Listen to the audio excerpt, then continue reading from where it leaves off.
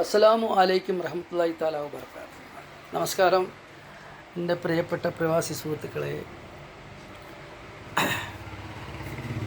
അൽഹംദുലില്ലാ, ദിവസം തോറും ചൂട് വർദ്ധിച്ചുകൊണ്ടിരിക്കുന്ന സമയമാണ്. എന്തായാലും ഞാനൊരു പുതിയ കണ്ടുപിടുത്തം ഞാൻ കണ്ടുപിടിച്ചിട്ടുണ്ട്, ഒരു സാധനം. കാരണം നല്ല ചൂട് സമയത്ത് സൗദി അറേബ്യയിൽ ജോലി ചെയ്യുമ്പോൾ പോലെ എനിക്കിങ്ങനെ ഒരു ബുദ്ധി ഉദിച്ചില്ല. ഇതാകണ്ടേ, ഇങ്ങനെ ചെയ്ത് കഴിഞ്ഞാൽ